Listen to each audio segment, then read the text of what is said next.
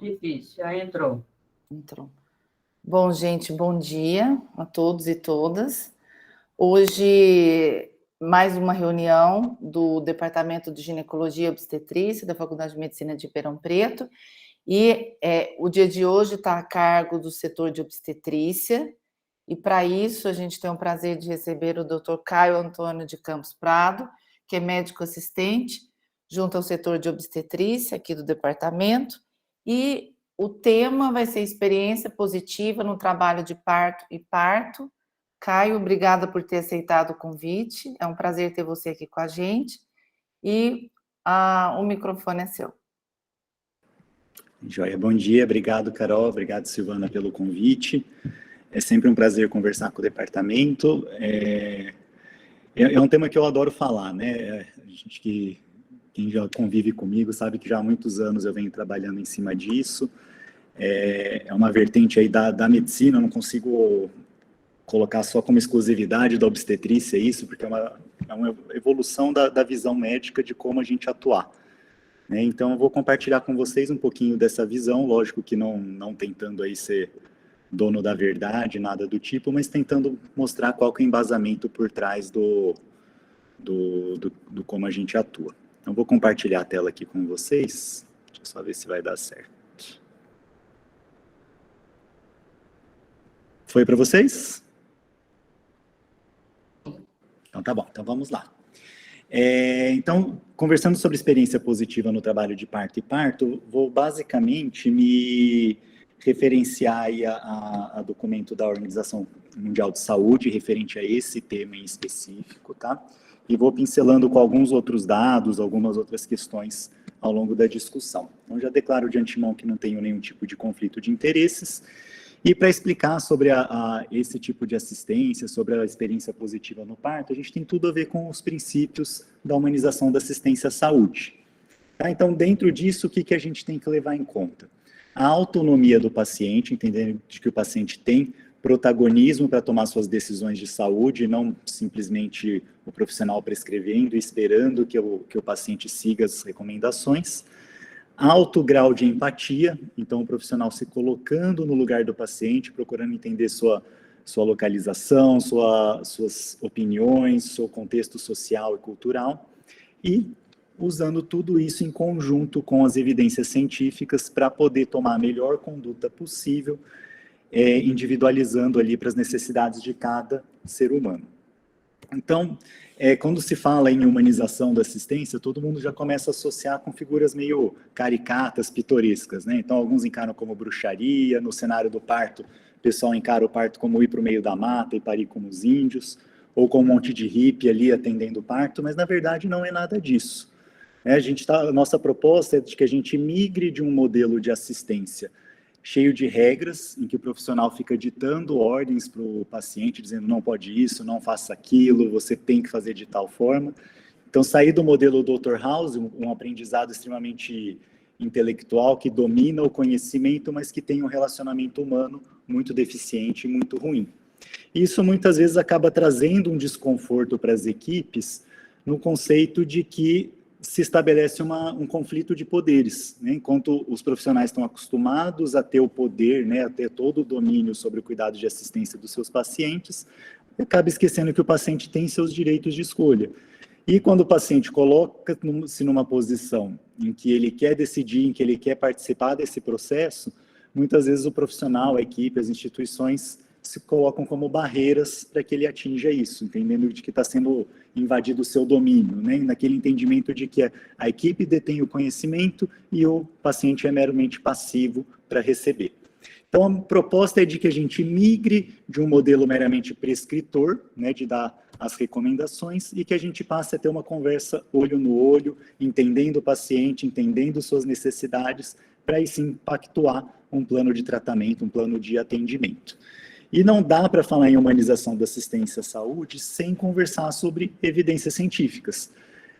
Simplesmente se adequar às vontades do paciente que não estejam alinhadas com a evidência científica, é a gente fazer como aconteceu aí durante a pandemia, né? Uma galera querendo receber um um remédio milagroso para o qual não existia qualquer evidência científica, mas para agradar aquela parcela da sociedade se prescreveu várias medicações sem nenhum embasamento e que depois a evidência foi mostrando que eram ruins.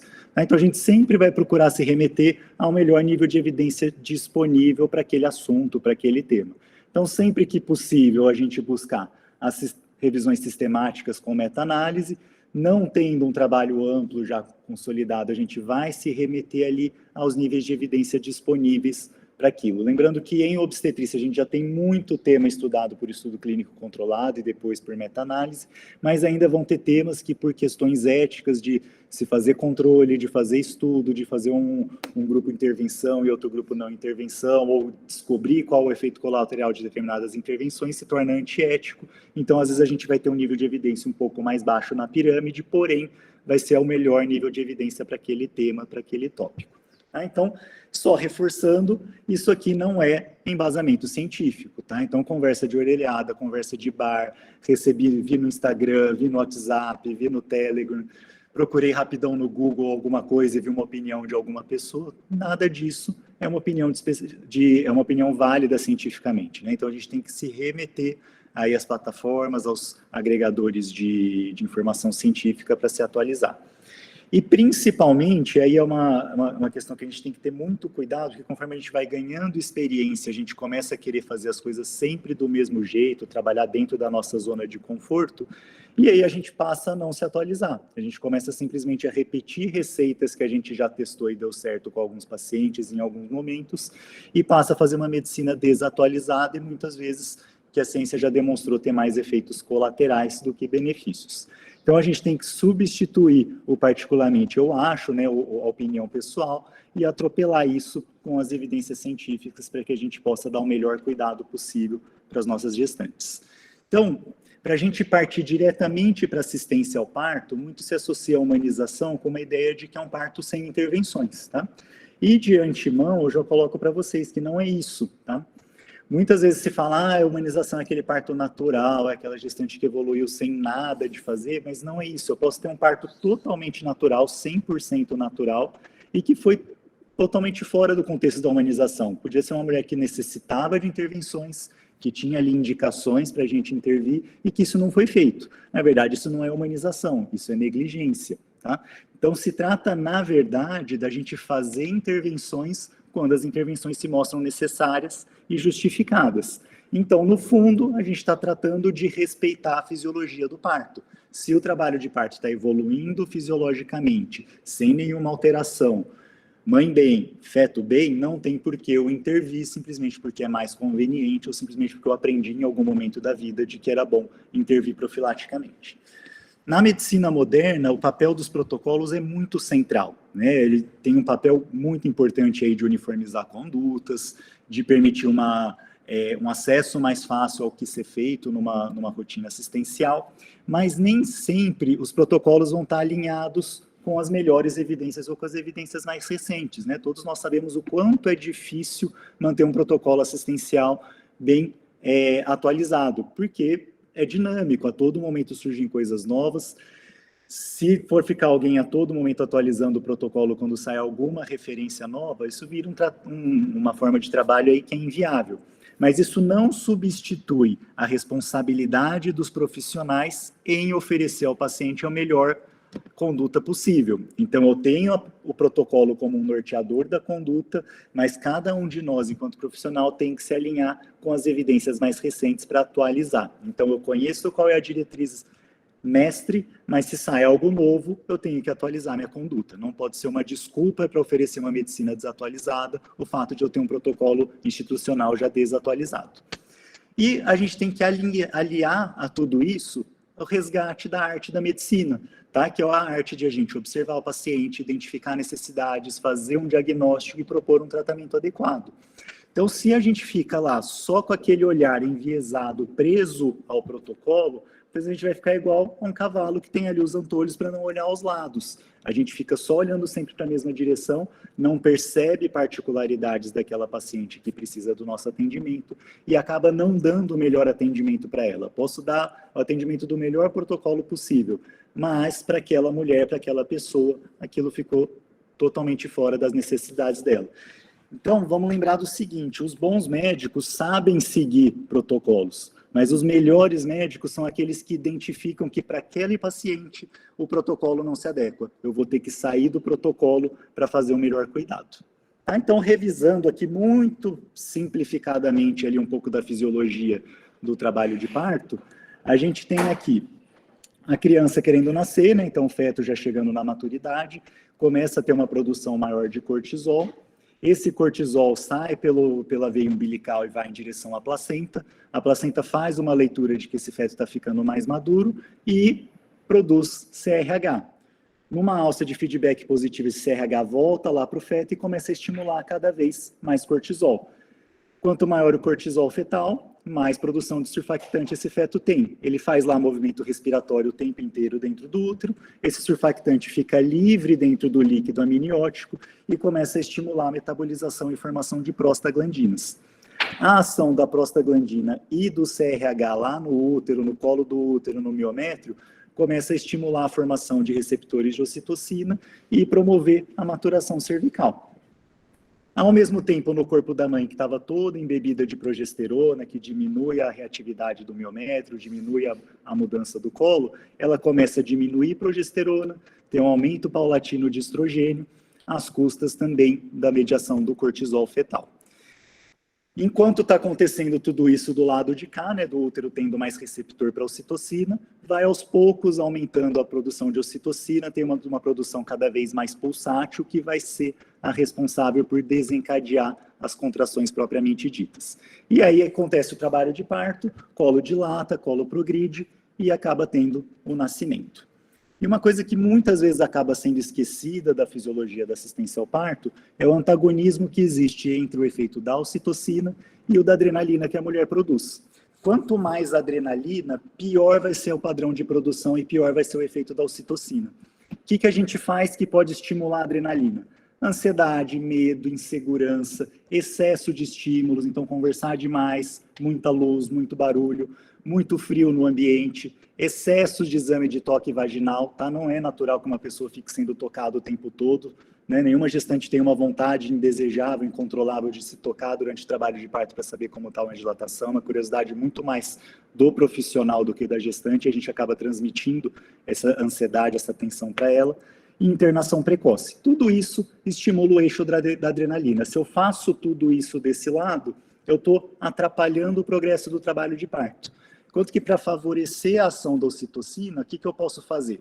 Posso dar privacidade, diminuir estímulo do ambiente, então reduzir luminosidade, deixar o ambiente mais calmo, mais tranquilo, permitir a presença de um acompanhante, aqui é um acompanhante de livre escolha da mulher, e as evidências já mostram que esse acompanhante, se alguém do convívio dela e alguém que foi devidamente preparado para prestar o suporte emocional contínuo durante o trabalho de parto, como uma doula, isso é mais eficiente. Ter confiança na equipe, então isso é um processo de construção, pode ser construído já no pré-natal, por exemplo, o projeto Nascer, o acompanhamento do pré-natal, onde a gestante vai ter o parto, ou ali no momento da internação, a equipe se apresentar, explicar suas condutas, se justificar das propostas, controlar os estímulos e prover calor. Em Ribeirão, o calor não é uma coisa muito difícil da gente providenciar, né? Então fica mais fácil. E aí, partindo para as recomendações para uma experiência positiva no trabalho de parto, que aí eu volto para aquilo que eu comentei com vocês, que são as recomendações da Organização Mundial de Saúde. E aí a gente vai dividir entre os períodos do trabalho de parto. Então, ao longo de todo o trabalho de parto e nascimento, a gente vai ter que ficar de olho em alguns itens importantes. Então, um deles é a comunicação. Tá? Minha comunicação com gestante e acompanhante tem que ser uma comunicação efetiva. Eu tenho que transmitir segurança e tranquilidade para essa mulher. Então, eu vou tratá-la pelo nome, para que ela se reconheça como sendo, estando diante de uma equipe que se preocupa com ela. Vou dar informações claras e concisas, com uma linguagem adequada. Vou respeitar as necessidades individuais, então procurar conhecer qual é o contexto histórico, quanto ela tem de medo do parto, quanto ela tem de medo da dor, por que ela tem esses medos. Vou me mostrar empático às necessidades dela, então procurando realmente entender o porquê dos medos e não simplesmente julgando, igual muitas vezes se faz um cenário de plantão, né? Sai, examina a paciente, sai do cenário do quarto, e aí fica naquela crítica, aquele julgamento o tempo todo, e já carregando de preconceitos o próximo que vai avaliá-la. Vou dar suporte e estimular que ela busque as informações, tá? Não existe processo de decisão compartilhada sem compartilhamento de informações, tá? Mulher que não conhece riscos e benefícios não é capaz de escolher adequadamente. Vou assegurar a privacidade e a confidencialidade das informações e vou interagir com o acompanhante. Então, eu tiro essa comunicação truncada, né, muito agressiva, muito reativa, e parto para uma conversa mais aberta, mais limpa, bem clara, para que todo mundo se entenda nesse cuidado. Ok? Outros cuidados ao longo do trabalho de parto. Então, permitir a presença de um acompanhante de livre escolha, permitir privacidade para essa dupla, né, para gestante parceiro, gestante mãe, gestante amiga. Então, vou colocar um biombo, vou colocá-la num quarto individual quando for possível, para que eles tenham ali a tranquilidade. A gente sabe que existem as dificuldades de cada local, mas sempre é possível contornar, tá? A gente vê nos pré-partos, paciente quando está em fase mais adiantada de trabalho de parto, mais dolorosa, a outra está mais no início, a outra gestante acaba saindo daquele quarto para dar mais privacidade. Então, se as próprias mulheres se entendem sem nem se conhecer, é simplesmente uma mudança da nossa postura em favorecer isso. Vou auxiliar na escolha do acompanhante e assim que ela escolheu, eu vou orientar. Ah, mas como é que eu vou auxiliar a escolha do acompanhante? Eu vou procurar com essa mulher identificar pessoas do convívio dela que transmitem paz e tranquilidade. Se são acompanhantes que deixam ela mais pilhada, mais tensa, mais irritada, não é uma boa escolha para o momento do trabalho de parto. E, ao mesmo tempo, eu tenho que entender que algumas mulheres vão preferir ficar sozinhas nesse momento e respeitar a decisão delas de, eventualmente, não ter acompanhante. Vou oferecer suporte emocional e cuidado contínuo. Se a gestante tiver uma doula, maravilha, nosso serviço enquanto equipe assistencial ficou muito mais tranquilo. Mas em cenários em que eu não tenho, a gente agregar outros profissionais nessa atuação é muito importante. Eu posso ter atuação, por exemplo, de enfermeira obstetra, de obstetriz, enfermeira generalista, posso ter fisioterapeutas, então posso ter uma série de outros profissionais que agregam outros saberes e que vão prestar um cuidado contínuo, fazer com que essa mulher se sinta mais segura e mais acolhida e, portanto, tenha um trabalho de parto mais calmo também. E vou estimular a autonomia. Tudo isso em conjunto, já temos aí evidência de meta-análise com algumas revisões de novos estudos clínicos randomizados que mostram que tudo isso aqui em conjunto é capaz de reduzir a duração de trabalho de parto, reduzir a sensação de dor e fazer com que as mulheres relatem uma melhor experiência e, pasmem, também tem um efeito positivo nos desfechos perinatais.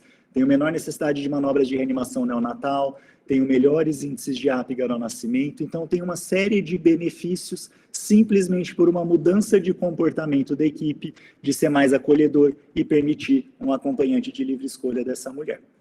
Certo? Então, outras medidas que a gente pode fazer ao longo do trabalho de parto. Pequenas adequações de estrutura, e aqui não estou falando de grandes reformas, tá? Pequenas adequações de estrutura já são suficientes.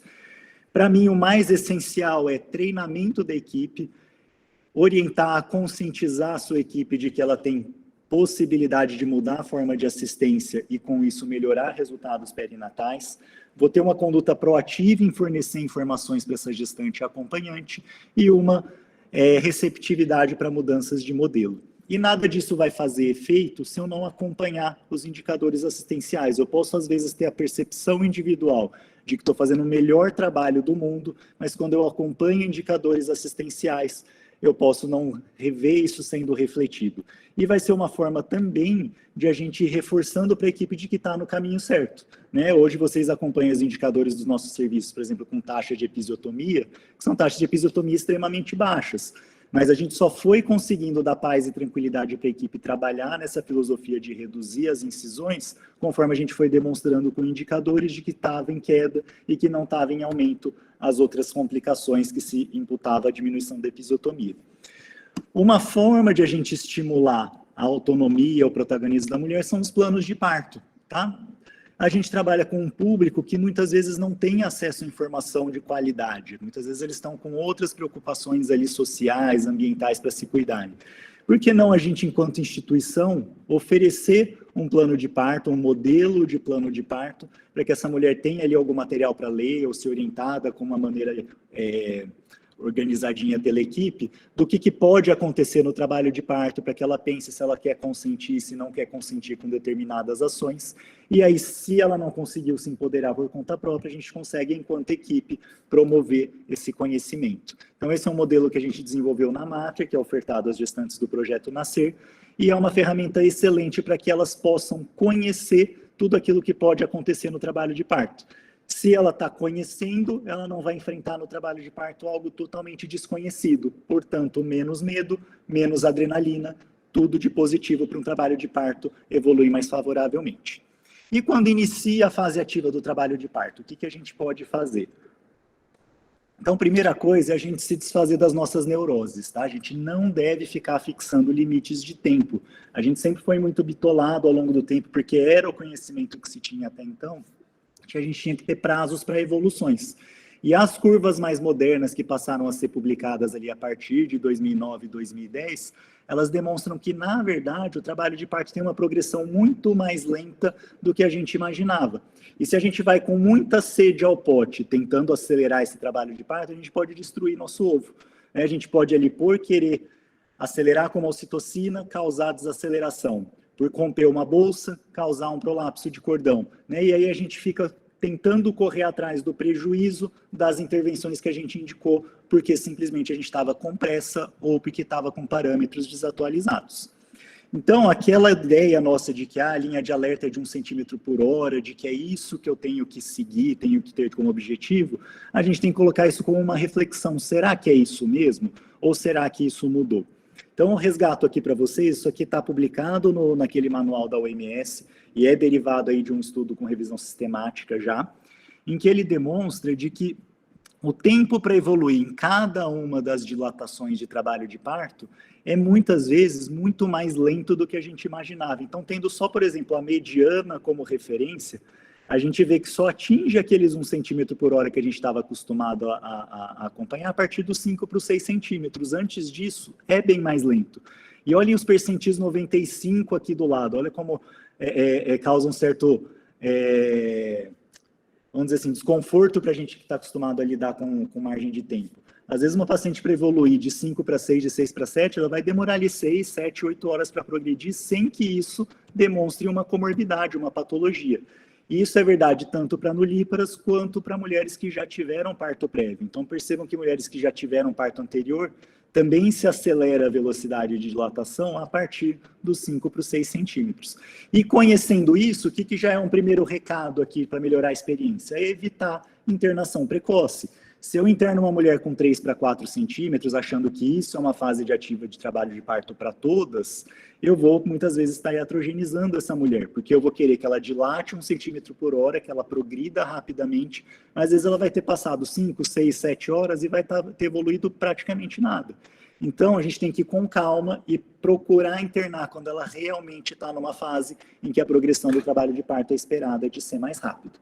Então, retomando aqui a linha de Friedman, que é aquela clássica que a gente está acostumado a utilizar como referência, então a linha de alerta trabalhando ali com 1 centímetro por hora, e lembrando que essa curva foi construída a partir do estudo de 500 mulheres americanas numa única instituição. Definiu o expulsivo prolongado arbitrariamente como 3 horas para nulípara e 1 hora para multíparas.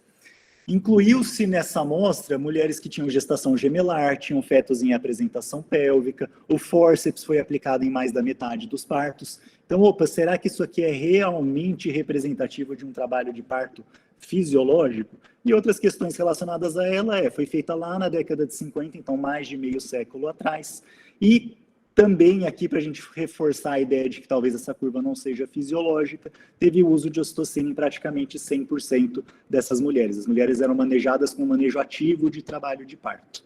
Tá? Aqui, desculpa, esqueci de trocar o título do slide, mas essa curva aqui, na verdade, é a curva do Zhang. Tá? A curva do Zhang, vocês veem que ela não tem aquele 1 centímetro por hora, de que para nulíparas ela tem uma progressão bem lentona, até chegar aqui nos 6, 7 centímetros, depois acelera, e nas primíparas, nas pacientes secundíparas ou que já têm outros partos, ela faz uma aceleração um pouco mais precoce.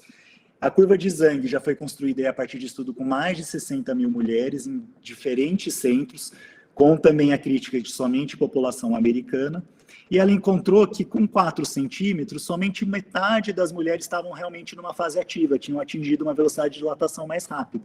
Se eu utilizasse os 5 centímetros, eu teria 74%, então 3/4 das mulheres já entrando na fase ativa. Enquanto que se eu utilizasse 6 centímetros como o meu corte, eu teria praticamente 90% das mulheres em fase ativa. É por isso que aqui a gente entende as recomendações. Por exemplo, o ACOG recomenda que se interne a partir dos 6 centímetros de dilatação, quando eu vou ter praticamente todas já em fase ativa.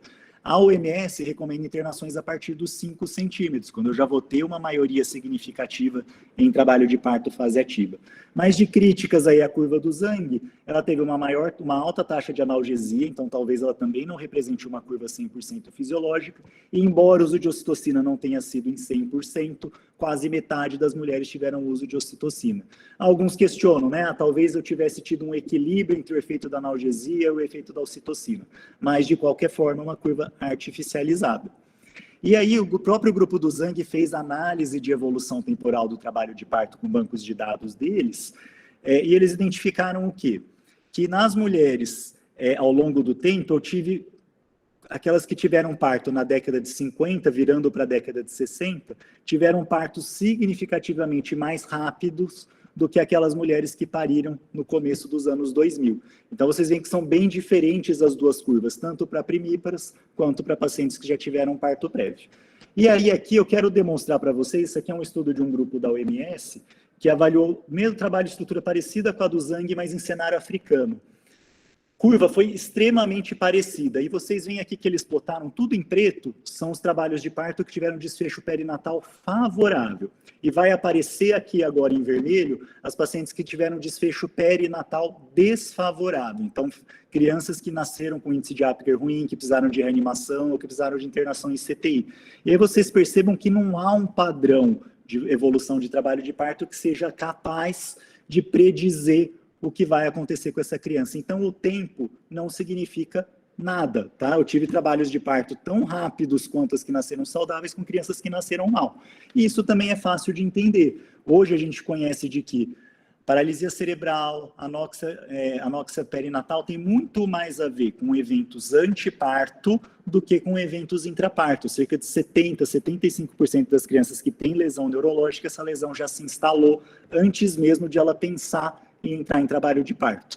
Então, o tempo não é a variável mais importante no trabalho de parto. Significa que a gente tem que negligenciar e não acompanhar a evolução? Não é isso. É simplesmente que a gente deve ajustar os nossos parâmetros de referência para que a gente não iatrogenize e gere intervenções desnecessárias.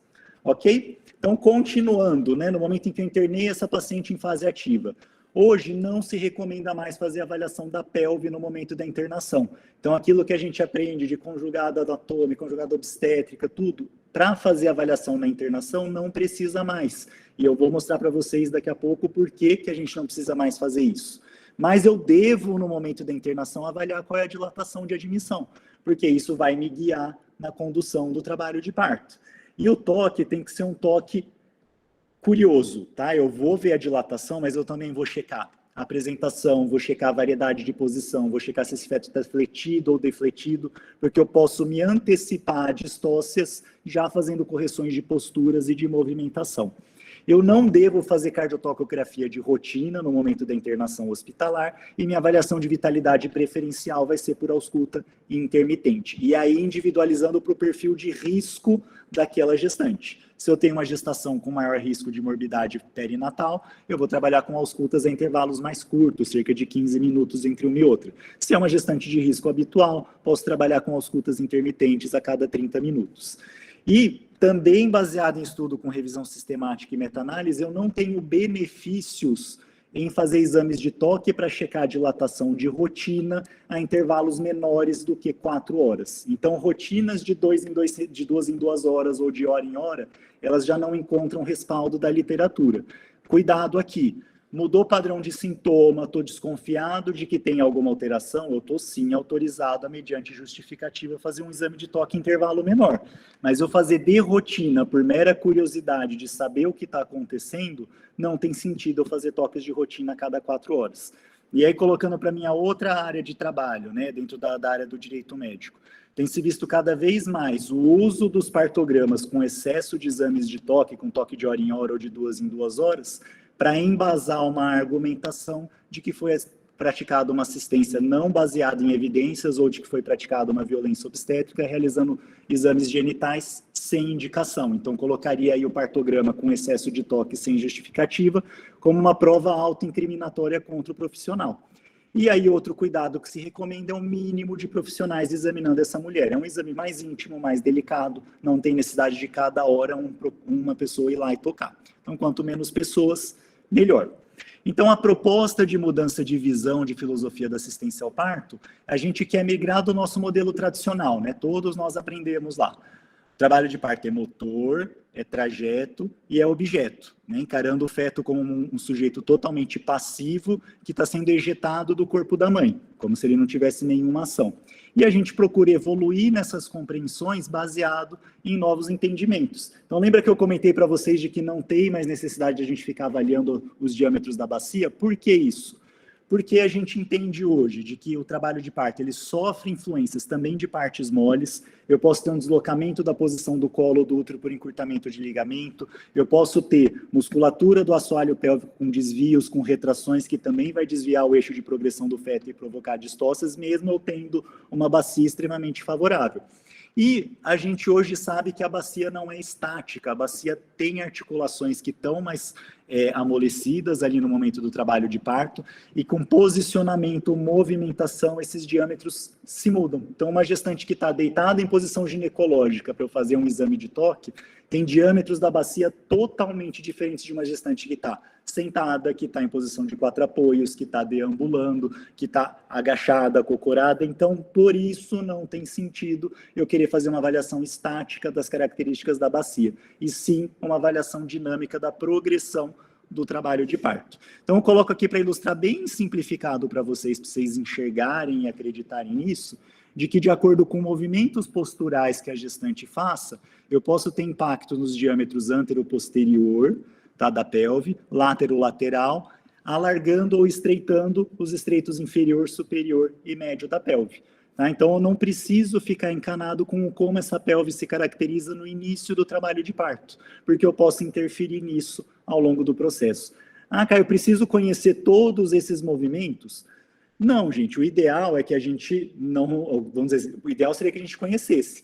Porém, eu posso agregar profissionais que dominam isso, como as fisioterapeutas, mas existe uma pessoa envolvida no trabalho de parto que tem sensações, que ela percebe que precisa de fazer adequações de postura porque o feto está solicitando ou está impactando em determinada parte do estreito. Então, as gestantes, se a gente ficar observando sem intervir muito, a gente vai observar que existe um padrão de comportamento de adoção de posturas no trabalho de parto, e que elas, em cada fase, elas vão adotando essa postura que favorece a descida fetal, ampliando o estreito que aquele feto está se insinuando. Ok? Então, continuando a nossa assistência, eu devo ter uma livre oferta de analgesia para o parto. Eu tenho que dar alívio da dor. A dor é o que mais impacta medo, a dor é o que mais impacta a experiência dessa mulher. Então, eu devo dispor tanto de métodos não farmacológicos, e aí todos os possíveis, já que é um método de baixo custo e que não tem contraindicações, não tem efeitos colaterais. Então, massagem, bola, livre posicionamento, presença de acompanhante, uso de chuveiro, onde tiver estrutura, o uso de banheira de imersão. E não devo abrir mão de ter anestesista disponível para uma analgesia farmacológica. A não farmacológica não vai funcionar para todo mundo e não vai funcionar o tempo todo para todo mundo. E nesses momentos, o anestesista é nosso grande aliado para fazer uma analgesia de parto. Essa analgesia não deve impedir o livre posicionamento da mulher, então as doses de anestesia, a estratégia anestésica deve ser de uma forma que não atrapalhe a progressão do trabalho de parto. Temos opções para locais onde não há anestesista do uso de opioides endovenosos. Ele é uma alternativa possível para alívio da dor, porém de eficácia mais limitada e com mais efeitos colaterais. E eu tenho que trabalhar cada vez mais com oferecer esses métodos mais que a gente chama de alternativos, né? Então, não partir direto para o anestesista. Vou fazer uma analgesia utilizando outras estratégias. E sempre estimulando e não obrigando a mulher a que ela experimente novas posições, experimente movimentações para ver qual posição ou movimento ajuda no alívio da dor e, consequentemente, ajuda na progressão do trabalho de parto. Então, aqui, coloquei aqui 3 fotos bem para ilustrar, são 3 médicas que tiveram parto com analgesia, com hack peridural, e vocês veem que elas estão nas posições que elas bem entendem. As 3 estão com catéter de peridural, uma sentada na banqueta apoiada no parceiro de lado, a outra aqui, vocês estão reconhecendo a Flávia, apoiada em posição apoiada com os cotovelos em cima da maca, com o marido ajudando. Aqui é uma outra médica gestante também analgesiada, com o parceiro abraçando ela por trás para ela poder descansar entre uma contração e outra. Então, a analgesia, ela permite que a mulher busque posições confortáveis. E isso é uma analgesia boa. Aqui, o que eu coloco para vocês já com esse fundo diferente de Idade das Trevas? Aquelas práticas que já não são recomendadas há muito tempo. Então, se vocês estiverem em algum local que ainda pratica alguma dessas condutas, avisa que esse local está extremamente desatualizado, tá? Tudo isso aqui já é contraindicado e já está demonstrado de que não traz nenhum benefício, tá? Então, tricotomia, lavagem intestinal, deixar a gestante amarrada na cardiotoca o tempo todo, deixá-la em jejum, querer ficar fazendo embrocação vaginal, manejo ativo do trabalho de parto, né, que o pessoal gostava muito de fazer alcito, amniotomia de rotina, e sem antiespasmódicos para evitar o prolongamento do trabalho de parto. Ok? A gestante enfrentou a primeira fase, né, a fase ativa do trabalho de parto, e chegou para o período expulsivo. E agora está na hora de nascer. Lembrando que o período expulsivo hoje, a gente define como sendo a partir do momento em que ela tem dilatação completa do colo, associado a desejo de fazer puxo. A gestante tem que estar com vontade de fazer força, começando a empurrar espontaneamente, para aí eu definir como a fase ativa do período expulsivo. E é essa que me demanda maior atenção. É o momento em que eu tenho contrações mais intensas, mais duradouras, e, portanto, tenho que ficar mais alerta com a vitalidade fetal. Nesse momento, o que eu devo fazer, o que eu não devo fazer? Primeiro não fazer puxo dirigido. Eu não devo fixar limite de tempo, então a gestante vai fazer as forças, as manobras de Valsalva no momento em que ela sentir necessidade. Única exceção é aquela mulher que está muito analgesiada, que a analgesia tirou a sensibilidade dela das contrações, tirou a sensibilidade perineal, e aí eu vou precisar dar um feedback para ela do momento em que a contração se inicia, porque aí ela vai fazer o puxo. Mas acabar com aquele comportamento de um monte de cheerleader do trabalho de parto, aquela galera gritando força cumprida em volta da gestante, porque isso só aumenta a ansiedade da gestante, a ansiedade do acompanhante e a ansiedade da própria equipe. Vamos dizer, ele é a chave de entrada para querer fazer uma episiotomia, para querer aplicar um fórceps, um vácuo extrator. Então, não fazer puxo dirigido. No período expulsivo, eu devo dar a liberdade de posição. Se você der liberdade, você vai começar a perceber que as mulheres não buscam posição litotômica ou decúbito dorsal. Elas vão buscar posições mais verticalizadas ou com menos apoio nas costas. Então, elas vão querer ficar mais sentadas, mais acocoradas, posições de 4 apoios, decúbito lateral, tudo isso para tirar o impacto da criança contra a parte óssea, para aumentar diâmetro. Quando eu fico com ela deitada em posição litotômica, eu estou fazendo com que o sacro dela fique totalmente fixo, ele não faça o movimento de retropulsão dele, e isso limita o estreito da pelve e acaba atrapalhando o trabalho de parto. Uma estratégia para tentar reduzir lacerações perineais é fazer massagem perineal com compressa morna. Porém, eu tenho que adequar a preferência da mulher. Para boa parte das nossas gestantes, ficar manipulando o períneo durante o período expulsivo é constrangedor e desconfortável. Então, eu vou, ao invés de promover relaxamento da musculatura, promover contração, porque ela está incomodada. E estratégia hands-poised. O que seria a estratégia hands-poised? Eu não gosto do termo hands-off, tá? Hands-poised é exatamente a mesma coisa que o hands-off, mas o termo hands-off dá a impressão de passividade e negligência do profissional que está atendendo. Na verdade, a estratégia hands-off ou hands-poised é o profissional estar com a mão a postos. Ele vai estar preparado para, no caso de um desprendimento que se acelera muito, ele ali sim praticar a desaceleração. Enquanto que a manobra hands-on, a gente faz a desaceleração ativa em todos os partos. E a gente percebe que gestantes que estão bem, que estão tranquilas, elas tendem a ter um desprendimento fetal lento que vai acomodando o períneo e eu não preciso ficar ali cutucando, manipulando, tá? Manobra de Christeller ou Christeller é formalmente proscrita da prática obstétrica moderna. Ela aumenta risco de lesão fetal, aumenta risco de lesão perineal, aumenta risco de lesão de vísceras maternas. Hoje, a prática recomendada de episiotomia é de uma episiotomia restritiva, até porque os trabalhos que estudaram a episiotomia seletiva, eles demonstram de que não há muita clareza em quando ela está indicada, eles só demonstram que há benefício em reduzir a incidência de episiotomia. Hoje a gente trabalha aí com cenários de atendimento a partos com menos de 0,5%, de 0,6% de episiotomias nos partos, e a gente não observou um aumento significativo de lacerações de terceiro e quarto grau. Criança que nasceu bem, nasceu saudável, o lugar dela é no colo da mãe, tá? Não é no berço do pediatra, não é no colo da enfermeira ou da técnica de enfermagem. Criança nasceu bem, contato pele a pele, ela vai poder ser aquecida, vai poder ser colonizada pela microflora, pela flora bacteriana da própria mãe e não pela flora hospitalar. E o meu clampeamento do cordão vai ser oportuno. O que significa isso? Quando parar de pulsar, né? Quando a artéria umbilical parar de ter pulsação, é o momento da gente clampar o cordão. Com isso, eu acabo tendo impacto em diminuir a anemia nessa criança no primeiro ano de vida, acabo diminuindo intercorrências infecciosas e acabo tendo impacto direto em redução de mortalidade infantil.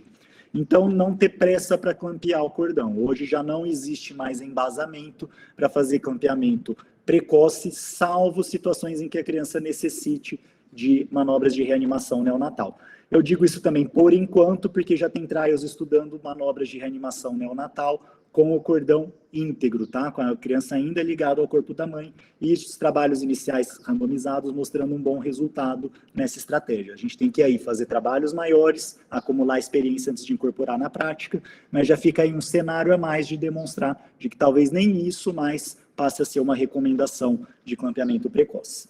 E no caso de uma cesárea ser necessária, o que eu posso fazer para propiciar uma melhor experiência para a mulher? Controlar a luminosidade, tá? Então deixar um ambiente mais na penumbra, eu posso trabalhar, por exemplo, só com a luz do foco cirúrgico, é mais do que suficiente para a cirurgia ser feita de maneira segura. Acompanhante presente em todas as etapas da cesárea para acolher e acalmar essa gestante.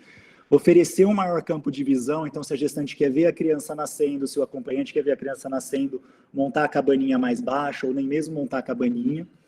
Vou atuar com silêncio respeitoso, então evitar conversa paralela, conversa que não tem nada a ver com o parto. Se for precisar de comunicação da equipe, falar de maneira mais calma, mais lenta, em voz mais baixa, para que não assuste, não traga mais estresse para essa mulher.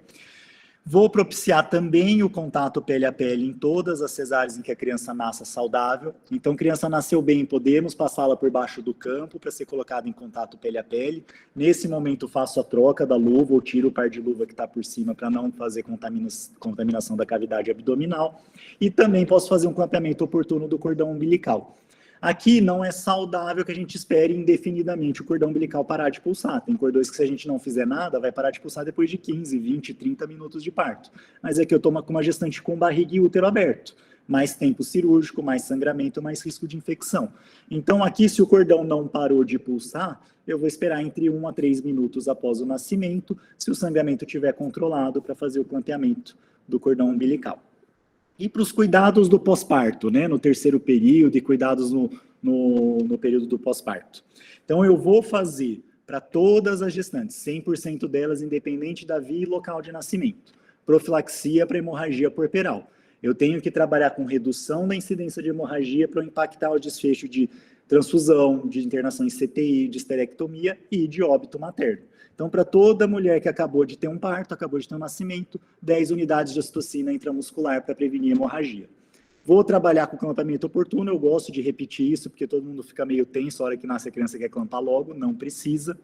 A atração contínua e controlada do cordão umbilical no cenário do parto vaginal, eu coloco aqui sob interrogação, porque se for feito de maneira intempestiva, com muita força, eu aumento o risco de inversão uterina, e aí eu, ao invés de fazer a prevenção da hemorragia pós-parto, eu acabo favorecendo a hemorragia pós-parto, tá?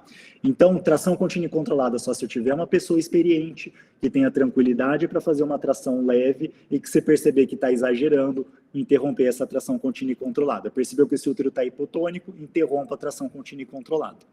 Não há necessidade de massagem uterina de rotina para favorecer a dequitação. Eu vou ficar vigilante no tônus uterino, principalmente nos primeiros 60, 120 minutos de pós-parto. Não vou fazer antibiótico de rotina nos partos vaginais, porém ele está indicado antibiótico profilaxia nas cesáreas, tá? Eu devo fazer antibiótico nas cesáreas. Por que eu coloco esse antibiótico de rotina? Porque tem serviços que a mulher recebe alta do pós-parto, seja vaginal ou cesárea, com uma prescrição de antibiótico por 7 dias para prevenir infecção. Isso está errado, tá, gente? Vocês podem achar absurdo, mas em Ribeirão Preto isso acontece, tá? Então, lembrar disso, eu não preciso ficar dando antibiótico de rotina no pós-parto. E vou monitorizar sangramento e sinais vitais nas primeiras 24 horas. Outro cuidado que é relevante no pós-parto é, eu devo oferecer uma adequada analgesia para essa mulher no pós-parto. Principalmente num parto cirúrgico, num parto que teve uma manipulação perineal excessiva, ou que teve uma laceração mais extensa, ou numa cesárea, a farmacologia nos mostra de que é melhor a gente trabalhar com analgesia de rotina para a mulher que tem lesão tecidual, do que a gente fazer analgésicos de resgate, tá? A dor é muito pior quando a gente aguarda, o tempo de resposta para a melhora da dor do analgesia, depois que já se instalou o estímulo doloroso, ele é muito mais lento, e eu acabo precisando de uma dose maior de analgésico para controlar. Então, mulher que foi submetida a cirurgia, seja cesárea, seja um parto instrumentalizado, ou uma episiotomia ou laceração, ela merece receber a medicação de rotina para alívio da dor. Então, aqui eu coloco para a gente começar a encerrar a nossa conversa, de que o parto ele não precisa ser algo extremamente mecânico, ele não precisa ser algo em que o profissional vai lá para executar seu trabalho. Lógico que isso faz parte do processo, mas quem é mais importante nesse cenário é o binômio, é a gestante e aquela criança que está nascendo.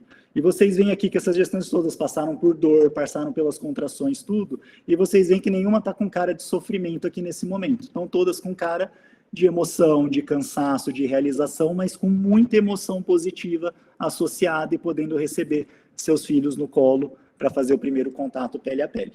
Tá? E eu reforço mais uma vez do contato pele a pele imediato. Essa aqui é uma paciente minha, que ela fiz um pacto com ela que toda vez que eu fosse falar de assistência ao parto, eu ia usar as fotos dela. É uma gestante que teve uma gestação gemelar monocoriônica, teve transfusão feto-fetal, teve que fazer tratamento com laser para tratamento da transfusão. Ela acabou indo para uma cesárea mais para frente por conta de restrição, por conta de alteração de vitalidade, e ela pôde, mesmo num parto cheio de complicações de ter corrigido para uma cesárea, pôde ter o momento dela de contato pele a pele com as duas crianças, poder amamentar essas duas crianças, e ela amamentou essas duas crianças exclusivamente por 6 meses e amamentou até ela engravidar do outro filho 1 ano e meio depois. Então vocês veem que é possível, mesmo em cenários de alto risco, a gente propiciar uma assistência humanizada e de qualidade. E aí, o que fica como reflexão final das bases da assistência humanizada? Eu vou racionalizar intervenções, eu não vou criminalizá-las, eu vou simplesmente indicá-las quando elas realmente tiverem justificativa, eu vou trabalhar com alívio da dor em todos os momentos da minha assistência a essa mulher, eu vou promover autonomia para que ela participe das decisões dos seus cuidados, vou trabalhar dentro da minha realidade para melhorar o ambiente onde eu presto minha assistência, vou valorizar os sentimentos daquela família que está se iniciando, então vou procurar entender os medos associados, o que está acontecendo ali, e vou ter uma postura de acolhimento de uma nova família que se inicia. Certo? Então, finalizando com essa frase do Michel Odan, ninguém pode ajudar uma mulher a dar à luz. O objetivo é que a gente evite atrapalhá-la desnecessariamente para que ela possa ter o parto que ela merece, que aquela criança merece de maneira saudável e respeitosa. Muito obrigado, gente. Obrigada, Caio. Ótima aula.